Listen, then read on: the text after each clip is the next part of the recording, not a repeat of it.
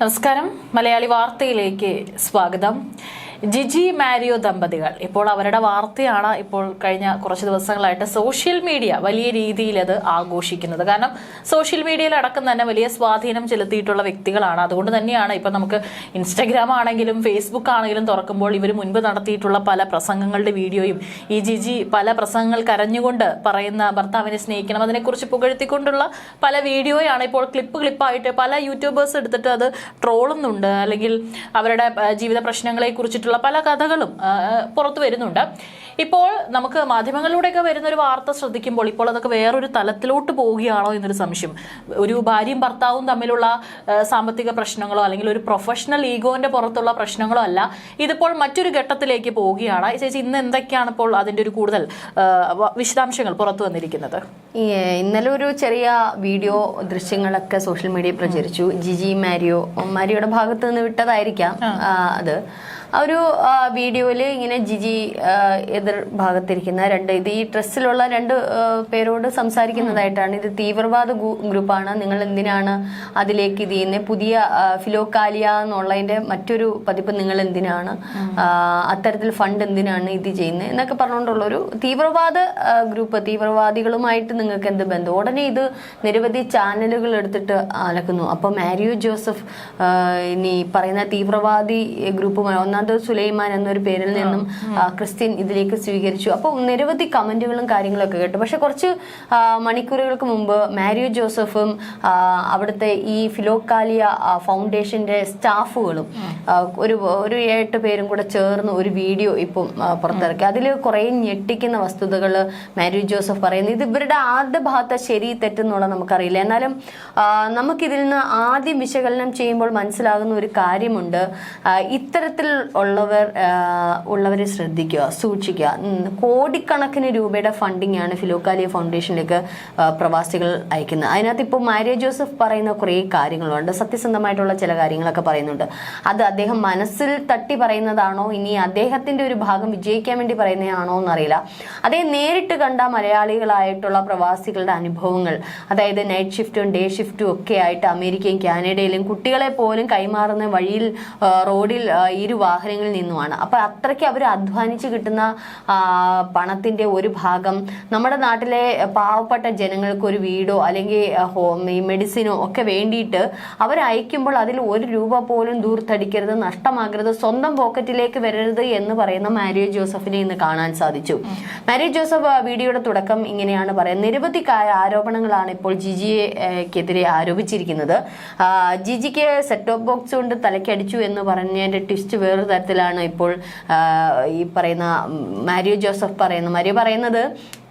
അന്നത്തെ അതായത് ഈ ഒരു ഫൗണ്ടേഷനുമായിട്ട് ബന്ധപ്പെട്ട കാര്യമാണ്. ഈ ഒരു ട്രസ്റ്റിൽ ജിജിയും ജിജിയുടെ കുടുംബാംഗങ്ങളും ഒക്കെ തന്നെയായിരുന്നു. ഇപ്പൊ ഇതൊക്കെ മാരിയോ അതിനകത്ത് നിന്ന് മാറ്റാൻ ശ്രമിക്കുന്നുണ്ട്. മാത്രമല്ല മാരിയോ ആദ്യമേ ഈ ട്രസ്റ്റിൽ ആദ്യം മുതലേ ഇവരുടെ ഈ ഒരു ഗ്രൂപ്പിൽ ഉണ്ടായിരുന്ന 2-3 വ്യക്തികളെയും കൂടി ആഡ് ചെയ്യണം, എല്ലാം അങ്ങ് കുടുംബക്കാരാകരുത് എന്ന് മാരിയോ പറഞ്ഞെടുത്ത് പക്ഷെ അത് ജിജി അക്സെപ്റ്റ് ചെയ്യുന്നില്ല. ഇത് മാത്രമല്ല ജിജിയുടെ അനുജന്റെ പേരിൽ ഇത്തരത്തിലുള്ള ക്യാഷ് ഫൗണ്ടേഷനിൽ വരുന്നതല്ലാത്ത ചില പണങ്ങൾ ജിജിയുടെയും അമ്മയുടെ അക്കൗണ്ടിൽ വരുന്ന പണം എടുത്ത് ഏകദേശം 1 കോടി രൂപയെ 1.5 കോടി രൂപയോളമുള്ള ഒരു വീട് അവർ പണികഴിപ്പിച്ചു, വസ്തു വാങ്ങി വീട് പണികഴിപ്പിച്ചത് അനുജന്റെ പേരിൽ. ഇങ്ങനെ നിരവധി ആരോപണങ്ങൾ, നമ്മൾ ഒരുപക്ഷെ ഞെട്ടുന്ന തരത്തിലുള്ള ആരോപണം. ആർഭാടമായിട്ടുള്ള ജിജിയുടെ ജീവിതം, മദ്യപാനി, ഞാൻ ഞെട്ടിപ്പോയി. ഇത്രയും പ്രഭാഷണങ്ങൾ നടത്തുന്ന കുടുംബജീവിതത്തെ പറ്റി സുവിശേഷങ്ങളും ഒക്കെ പറയുന്ന ജിജി ഒരു മദ്യപാനി. കുപ്പികൾ ഉണ്ട് എന്നുള്ളത് അവിടുത്തെ സ്റ്റാഫ് അടക്കം പറയുന്നു. മദ്യപിച്ചിട്ട് ഒരിക്കൽ വാഹനം ഓടിച്ച് കൊണ്ടുവന്ന് മതിലെങ്ങാണ്ട് ഇടിച്ചു. പക്ഷേ പെട്ടെന്ന് ഫോൺ വന്നു, ആ ഒരു ഡ്രൈവറാണ് പെട്ടെന്ന് ചെന്ന് ഞാനാണ് ഇടിച്ചതെന്ന് പറഞ്ഞിട്ട് ജിജിയെ അവിടുന്ന് രക്ഷപ്പെടുത്തുന്നു. അപ്പോൾ സത്യം പറഞ്ഞാൽ നമ്മൾ സിനിമയും വെല്ലുന്ന തരത്തിലുള്ള ഇവരുടെ ഈ ഒരു പ്രവർത്തനം കാണുമ്പോൾ ഇതിൽ ഏത് ശരി തെറ്റെന്നറിയില്ല. കുറെ കാര്യങ്ങളൊക്കെ ഇവർ ചെയ്തിട്ടുണ്ട്. പക്ഷേ തട്ടിപ്പും വെട്ടിപ്പും ആണല്ലോ ഇതിനകത്തും സംഭവിക്കുന്നത് എന്നുള്ളത്. ഇതിലെ ജിജിയാണ് കൂടുതലും ഫണ്ട് തിരിമറി ചെയ്യുന്നതെന്ന് ഇപ്പോൾ മാരിയോ പറയുന്നു. ഇനി അടുത്ത ജിജിയുടെ വീഡിയോ ഇറങ്ങുമ്പോൾ അറിയാം മാരിയോ ഇനി ഇതിന് എന്തൊക്കെ ഫണ്ട് തട്ടിപ്പ് നടത്തിയത്. ഇപ്പം മാരിയോ പറയുന്നത് ഈ ഒരു ട്രസ്റ്റ് മാറ്റിയിട്ട് ഇത് ഒരു കമ്പനിയാക്കി, അതായത് ഒരു central government company act register ചെയ്ത് കഴിഞ്ഞാൽ ഈ ഒരു ട്രസ്റ്റിന്റെ കീഴിലുള്ള ഈ തട്ടിപ്പ് പിന്നീട് ഉണ്ടാവത്തില്ല. കാരണം കാരണം സെൻട്രൽ ഗവൺമെന്റിന്റെ കീഴിലാകുമ്പോൾ ഈ ഇത്തരത്തിലുള്ള ചാരിറ്റി പ്രവർത്തനങ്ങൾക്ക് വരുന്ന ഫണ്ടുകൾ കൃത്യമായിട്ട് അത് വേണ്ടുന്നവരുടെ കൈകളിലേക്ക് തന്നെ എത്തും എന്നുള്ളതാണ് മാരിയോ പറയുന്നത്. പക്ഷെ അതിൽ ജിജിയുടെ ഫാമിലി സമ്മതിക്കില്ല. ജിജിയുടെ ഫാമിലി അടങ്ങുന്ന ഒരു ട്രസ്റ്റിന് ഇന്ന് മെനിങ്ങാന്ന് പോലും ഇത്തരത്തിൽ ജിജി മെസ്സേജ് ഇട്ടു, ഈ പ്രശ്നം നമുക്ക് സോൾവ് ആക്കാം, ഈ പറയുന്ന എല്ലാവരെയും മറ്റും നിങ്ങളും മാറണം, ട്രസ്റ്റിൽ നിന്ന് മാറിയിട്ട് നമ്മൾ ചേർന്ന് നടത്തുക, അതാണ് നല്ലത്, മറ്റുള്ളവരെ എല്ലാം ഇതിൽ നിന്ന് മാറ്റുക എന്ന് പറയുന്നു. മറ്റൊരു ആരോപണം, അപ്പം മദ്യപാനം, ധൂർത്തടി, പിന്നെ ഫണ്ട് തട്ടിപ്പ്, ട്രസ്റ്റിന്റെ പേരിലുള്ള ഫണ്ട് തട്ടിപ്പ്, അടുത്ത 4ാമത് മാരിയോ പറയുന്ന ജിജിയുടെ മേൽ പറയുന്ന ഒരു ആരോപണ വിഹിതമാണ്.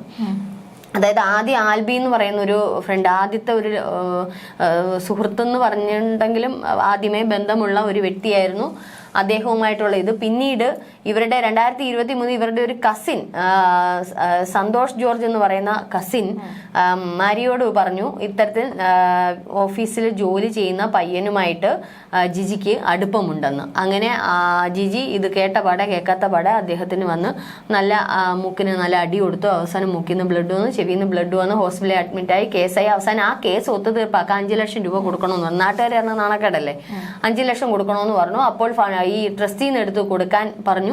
അപ്പോൾ മാരിയോ പറഞ്ഞു നടക്കില്ല, ഇത് സാധാരണ ആൾക്കാർ അവർ കഷ്ടപ്പെട്ടുണ്ടാക്കിയ പണം, പാവങ്ങൾക്ക് വേണ്ടിയിട്ടുള്ള പണമാണ്, ഇതിൽ നിന്ന് 1 രൂപ എടുക്കാൻ പറ്റത്തില്ല, നിങ്ങളുടേതായ വഴി നോക്കാൻ പറഞ്ഞു. അവസാനം ഇദ്ദേഹത്തിന്റെ ഡ്യൂപ്ലിക്കേറ്റ് സൈൻ ഉണ്ടാക്കിയിട്ട് ഇവർ ഇത്തരത്തിൽ ചെക്ക് എടുത്ത് അതിന്റെയൊക്കെ തെളിവുകൾ പുറത്തു വിടാമെന്നാണ് മാരിയോ പറയുന്നത്. ഡ്യൂപ്ലിക്കേറ്റ് സൈൻ ചെയ്തിട്ട് അതിന്റെ ചെക്ക് എടുത്തിട്ട് എന്ത് ചെയ്തു, ഈ പറയുന്നത് പോലെ ഫണ്ട് കൊടുത്തു, ബാങ്കിൽ നിന്ന് എടുത്ത് ഫണ്ട് കൊടുത്തു. ഇത് ഈ ഡ്യൂപ്ലിക്കേറ്റ് സൈൻ്റെ കാര്യം അവർ പിന്നീട് പറയുന്നുണ്ട്. പല രീതിയിലും ഇത്തരത്തിൽ പല കാര്യങ്ങളിലും ഇത്തരത്തിൽ ഫണ്ട് അതിൽ നിന്ന് ഇങ്ങനെ ഡ്യൂപ്ലിക്കേറ്റ് സൈൻ വാങ്ങിച്ചുകൊണ്ട് എടുത്തിട്ടുണ്ട് എന്നുള്ളത്.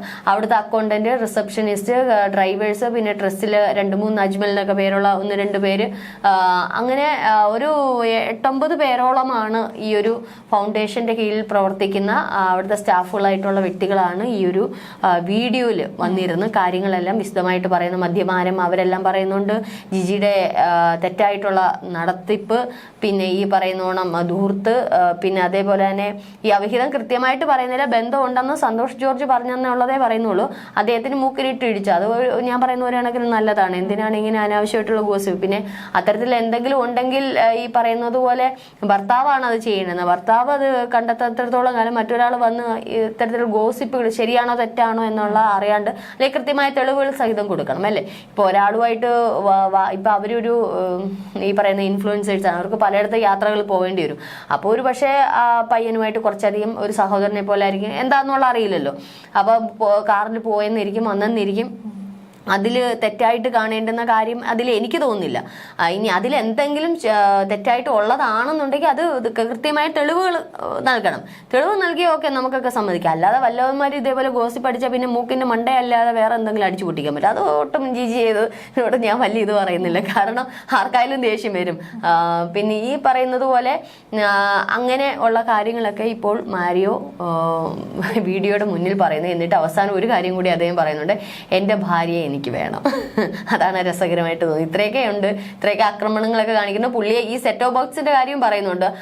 ഇദ്ദേഹത്തിനെ അവിടെ ചെന്ന് ഇവർ ഉപദ്രവിക്കാൻ കുറെ ആൾക്കാർ 2 ടീം അടങ്ങുന്ന കാറിനകത്ത് വന്നു ആക്രമിക്കാൻ ചെന്ന്. ഈ ഓട്ടോമാറ്റിക് ഡോർ ആയിരുന്നു, അത് അടഞ്ഞില്ല. അവിടുന്ന് ചവിട്ടി തള്ളുന്നു, മാരിയോ വീഴുന്നു, കഴുത്തിന് പിടിക്കുന്നു, ശ്വാസം കിട്ടാതെ ഞാനിങ്ങനെ കൈയിട്ടടിക്കുന്നു. അതൊന്നും എനിക്ക് അത്ര വിശ്വസിക്കാൻ പറ്റുന്നില്ല. പിന്നെ അത് കഴിഞ്ഞിട്ട് ഈ പറയുന്നോണം നിലവിളിച്ച് മുകളിലത്തെ ടെറസിന്റെ അങ്ങോട്ട് പോകുന്നു.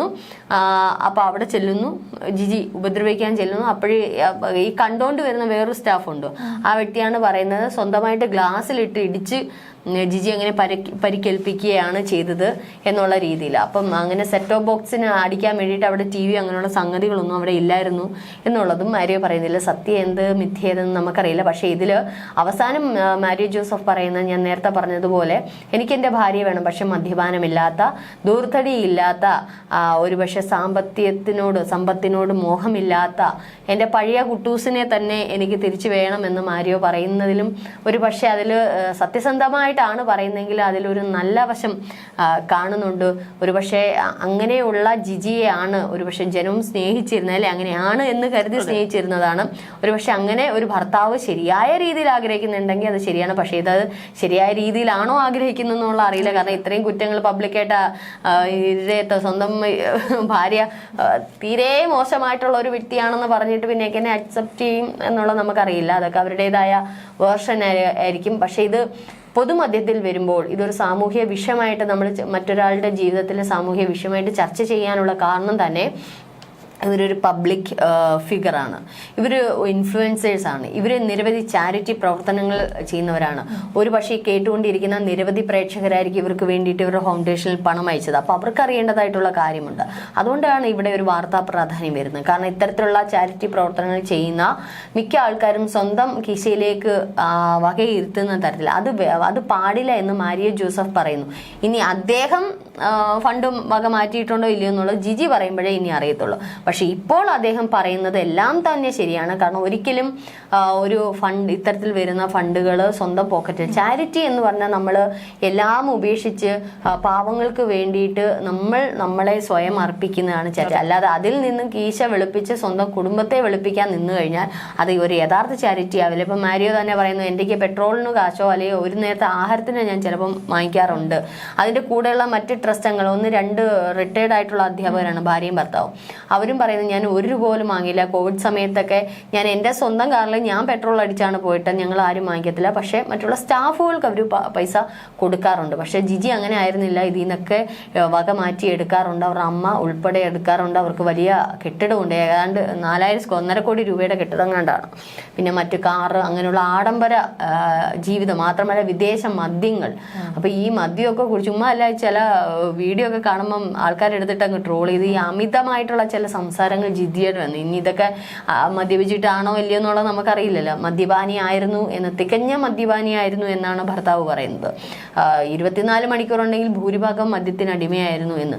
അപ്പോൾ അതിൽ നിന്ന് മാറണം എന്നുള്ളത് പറയുന്നു. അപ്പോൾ ഓരോരുത്തരുടെയൊക്കെ ജീവിതം ഈ പുറമേ കാണുന്ന പച്ച വെളിച്ചമല്ല യഥാർത്ഥ ജീവിതം. ഓരോരുത്തരുടെയൊക്കെ ജീവിതത്തിനകത്തേക്ക് കയറുമ്പോൾ അറിയാം ഇതിൻ്റെയൊക്കെ ശരിയായിട്ടുള്ള പകിട്ട്. അത് ശരിക്കും ഇരുട്ടാണോ വെളിച്ചമാണോ എന്നുള്ളത് ജീവിതത്തിനകത്തേക്ക് കയറുമ്പോൾ അറിയാം. ഫിലോകാലിയ കപ്പിൾസ്, അതായത് ഈ Jiji Mario and Mario Joseph എന്നൊക്കെ പറയുമ്പോൾ എന്ത് റെസ്പെക്റ്റോട് കൂടിയാണ്, സുവിശേഷ പ്രാസംഗികർ കൂടിയാണ്. അതാണ് അതിശയം. മദ്യത്തിനെതിരെ, ഒരു പക്ഷേ ഡ്രഗിനെതിരെയൊക്കെ ഏറ്റവും കൂടുതൽ വിമർശിക്കുന്ന ആൾക്കാർ തന്നെയാണ് മദ്യപാനി എന്നൊക്കെ ആലോചിക്കുമ്പോൾ നമുക്ക് സത്യം പറഞ്ഞാൽ ആശ്ചര്യം തോന്നും. പിന്നെ ഈ സുവിശേഷ പ്രവർത്തന കുട്ടി, ഞാൻ പറഞ്ഞ പണ്ട് സാധു കൊച്ചു കുഞ്ഞു ഉപദേശിയുടെ ഒരു കാലഘട്ടമൊക്കെ ഉണ്ടായിരുന്നു. പണ്ട് ഞാനൊക്കെ 85 കാലഘട്ടത്തിലൊക്കെ എൻ്റെ വീട്ടിലും വരും ഉപദേശിമാർ. കീറി പറഞ്ഞ തുണികളും ഒക്കെ വെള്ളയായിരിക്കും, പക്ഷെ ഉള്ളത് അലക്കിയാണ്. പക്ഷെ അത് പിഞ്ചി കീറിയതൊക്കെയാണ്. പക്ഷെ അവർ ഒന്നും ചോദിക്കില്ല. നമ്മൾ കൊടുക്കുന്ന കുറച്ച് അരിയോ അല്ലെങ്കിൽ ഒരു നേരത്തെ ആഹാരമോ അത് മാത്രമേ ഉള്ളൂ. അവർ കൃത്യമായിട്ട് ദൈവവചനം പറഞ്ഞിട്ട് പോകുന്ന ഉപദേശിമാരെ ഞാൻ കണ്ടിട്ടുണ്ട്. അതാണ് യഥാർത്ഥ സുവിശേഷം. അല്ലാതെ ഇന്നലെ കൂടി ഞാനൊരു വീഡിയോ കണ്ട്, ഈ അന്യഭാഷ എന്നൊക്കെ പറഞ്ഞ് ഇവർക്ക് കുറേ ഇതുണ്ട്. ഈ ആത്മാവ്, പരിശുദ്ധാത്മാവ് കയറുമ്പം അന്യഭാഷ വരുമെന്നൊക്കെ പറഞ്ഞുകൊണ്ട് എന്തൊക്കെയാണ് ഈ കോപ്രായങ്ങൾ കാണി. യഥാർത്ഥ അന്യഭാഷ ഞാനും കേട്ടിട്ടുണ്ട്. യഥാർത്ഥ ആത്മാവ് കയറുമ്പോൾ ഉണ്ടാവുന്ന ഒരിതും ഈ കോപ്രായങ്ങൾ കാണിക്കുന്നതും ഒക്കെയുള്ള വ്യത്യാസം നമ്മൾക്ക് കാണുമ്പോൾ അറിയാം. മാത്രമല്ല ഈ രോഗസൗഖ്യങ്ങൾ ഇതൊക്കെ വെറുതെയാണ്. ദൈവം എന്ന് പറയുന്ന ഒരു ശക്തിയുണ്ട്. പക്ഷെ അത് ഈ പറയുന്ന നിങ്ങൾക്ക് അങ്ങ് തൊടുമ്പോൾ അങ്ങ് സൗഖ്യം തരുന്ന ഇന്ന വ്യക്തികളിലൂടെ ഒക്കെ സൗഖ്യം തരും എന്ന് പറയുന്നതൊന്നും വിശ്വസിച്ച് നിങ്ങൾ പോയി പൈസ ഇട്ട് കൊടുക്കരുത്. ദൈവത്തെ ഓർത്ത് ഈ പാസ്റ്റർമാരൊക്കെ ഈ നമ്മൾ മൊത്തം, ഞാൻ എല്ലാവരെയും ഒന്നും പറയുന്നില്ല, അതിൽ തികച്ചും നിഷ്കളങ്കമായിട്ട് ദൈവവേലയ്ക്ക് വേണ്ടി ഏർപ്പെട്ടവരും ഉണ്ട്. പക്ഷെ എന്നാലും ഒരു 90% എടുത്താലും കള്ളന്മാരാണ്. കാരണം ഇവരുടെയൊക്കെ വീടുകളിൽ പോയി നോക്കിയാൽ, കാരണം സാധാരണ രീതിയിൽ നിന്ന് വന്ന ഇവരുടെയൊക്കെ മണിമാളികൾ കണ്ടു കഴിഞ്ഞാൽ നമ്മളൊക്കെ അന്തം വിട്ടുപോകും.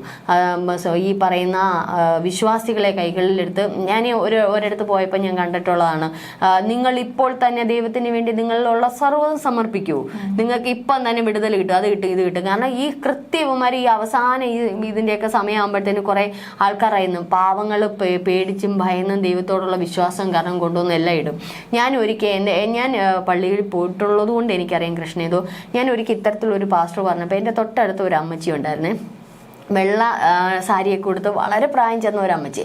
ആ അമ്മച്ചി സാധു അമ്മച്ചിയാണ്. അപ്പം ഇദ്ദേഹം ഇങ്ങനെ പറയുന്ന കേട്ടോ, ഞാൻ ഇങ്ങനെ ചുറ്റുമുള്ളവരെ ഞാൻ ഇങ്ങനെ നോക്കി തൊട്ടടുത്തിരിക്കുന്ന ആ അമ്മച്ചി, അവർക്ക് അവരുടെ കയ്യിലുള്ളത് കുറച്ച് ചില്ലറ പൈസകൾ, ഒരു 10 രൂപ നോട്ടുമായിരുന്നു. ഇവരെന്ത് ചെയ്തെന്നോ ഈ ചില്ലറ തുട്ടിങ്ങനെ മാറ്റി, എനിക്ക് തോന്നുന്നു വണ്ടിക്കൂലി മാറ്റി വെക്കുന്നു. വണ്ടിക്കൂലി മാറ്റി വെച്ചിട്ട് ആ 10 രൂപ ഉൾപ്പെടെ മൊത്തത്തിൽ അവരുടെ ആ സ്തോത്ര കാഴ്ച കൊണ്ടുവന്ന് കാണിക്കയിൽ സമർപ്പിച്ചു എന്നുള്ളത് എനിക്കങ്ങ് സങ്കടം വന്നുപോയി. സത്യം, ഇങ്ങനെയുള്ള എത്ര പേരുടെ കാശാണ് നിങ്ങളൊക്കെ കൊണ്ടുവന്ന് പുഴുങ്ങി തിന്നുന്നത്? സത്യം, നിങ്ങളുടെ കുടുംബത്തിൽ നിങ്ങളുടെയൊക്കെ മക്കൾക്ക് ഗതി പിടിക്കൂ. ഇന്ന് മാരിയോ ജോസഫ് പറഞ്ഞ ഒരു കാര്യമുണ്ട്, എൻ്റെ മക്കൾക്ക് അത്തരത്തിലുള്ള പണം വേണ്ടാന്ന്. ഇത് സത്യസന്ധമായിട്ടുള്ള വാക്കുകളാണ് ഇദ്ദേഹം ഇന്ന് പറഞ്ഞിരുന്നുണ്ടെങ്കിൽ അദ്ദേഹം ഒരു യഥാർത്ഥ മനുഷ്യൻ എന്ന് ഞാൻ പറയും.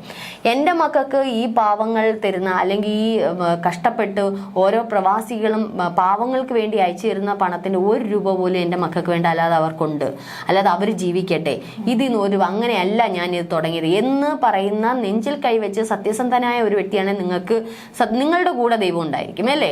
തീർച്ചയായിട്ടും. അതല്ല ജിജിയാണ് ഇതിനകത്തെ ഈ പറയുന്ന തെറ്റുകാരിയെങ്കിൽ തീർച്ചയായിട്ടും ജിജിയുടെ ഭാഗം. ഇതിപ്പം മാരിയോ പറയുന്ന ഈ നിയമപരമായിട്ട് മുന്നോട്ട് പോകുന്നുണ്ട്. ഇതിന്റെ എല്ലാ കള്ളത്തരങ്ങളും, അതായത് ഈ 1.5 കോടി രൂപ ഉൾപ്പെടെ എന്തൊക്കെ ജിജി ഇതിൽ നിന്ന് തട്ടിയെടുത്തുകൊണ്ട് പോയിട്ടുണ്ടോ അതെല്ലാം തിരികെ ട്രസ്റ്റിനെ ഏൽപ്പിക്കണം. ട്രസ്റ്റിനെ ഏൽപ്പിച്ചിട്ട് വഴിമാറാനാണ് പറഞ്ഞിരിക്കുന്നത്. അപ്പോൾ തീർച്ചയായിട്ടും അതാണ് ആവശ്യം. ഏതായാലും ഇതൊരു വല്ലാത്ത ഫാമിലി മാറ്ററിനേക്കാൾ അപ്പുറം നമ്മൾ ചിന്തിക്കേണ്ടുന്ന ഒരുപാട് വസ്തുതകൾ, നമ്മൾ ഒരിക്കലും വിഡ്ഢികളാവരുത് എന്ന് വെച്ച് എല്ലാ ചാരിറ്റബിൾ ട്രസ്റ്റും ഇത്തരത്തിലുള്ള പ്രവർത്തനങ്ങളാണ് ഇവർ ഒരുപാട് നല്ല പ്രവർത്തനങ്ങൾ കാഴ്ചവെച്ചിട്ടുണ്ട്. ഒരു പക്ഷേ ഇതിൽ എന്താണ് ശരിയും തെറ്റും എന്നുള്ള പുറത്ത് വരട്ടെ. നേരത്തെ ഇത്തരത്തിലുള്ള ചാരിറ്റബിൾ പ്രവർത്തനങ്ങളൊക്കെ ഒരുപാട് കള്ളത്തരങ്ങളൊക്കെ കാണിച്ചിട്ടുണ്ട്. പക്ഷെ കൃത്യമായിട്ട് ജനങ്ങളിലേക്ക് എത്തിക്കുന്ന നല്ല വ്യക്തികൾക്കും കൂടെ മാനക്കേടാണ് ഇവരൊക്കെ. ഏതായാലും ഈ പറയുന്നത് പോലെ പാവങ്ങൾക്ക് കിട്ടേണ്ടുന്ന, അത്തപ്പാടികൾക്ക് കിട്ടേണ്ടുന്ന രൂപയിൽ നിന്ന് കൈയിട്ട് വാരുക, ഈ പറയുന്ന എത്ര സുവിശേഷം പറഞ്ഞിട്ട് ഒരു കാര്യമില്ല എന്നുകൂടി ഈ സമയത്ത് ഞാൻ ഓർമ്മിപ്പിക്കുന്നത്. ഏതായാലും നിയമപരമായിട്ട് തന്നെ മാരിയോ ജോസഫ് പോവുകയാണ്. ഇത് മാരിയോ ജോസഫിന്റെ ആവശ്യം ഒന്ന്, ഈ കട്ടോണ്ട് പോയിട്ടുള്ള മുതലെല്ലാം ജിജി തിരിച്ചു കൊണ്ടുവന്ന് ട്രസ്റ്റിനെ ഏൽപ്പിക്കുക. രണ്ടാമത്തത്, മദ്യപാനമൊക്കെ ഉപേക്ഷിച്ച് നല്ല ഭാര്യയായിട്ട് നല്ല കുടുംബിനിയായിട്ട് തിരിച്ചു വരുവാണെങ്കിൽ ഞാൻ എൻ്റെ കുട്ടൂസിനെ സ്വീകരിക്കുമെന്ന് മാരിയോ ജോസഫ് പറയുന്നു. അപ്പോൾ ഏതായാലും ഇതൊക്കെ നടക്കട്ടെ. എന്തായാലും വരും ദിവസങ്ങളിൽ കൂടുതൽ അപ്ഡേഷൻസ് നമുക്ക് കാണാം.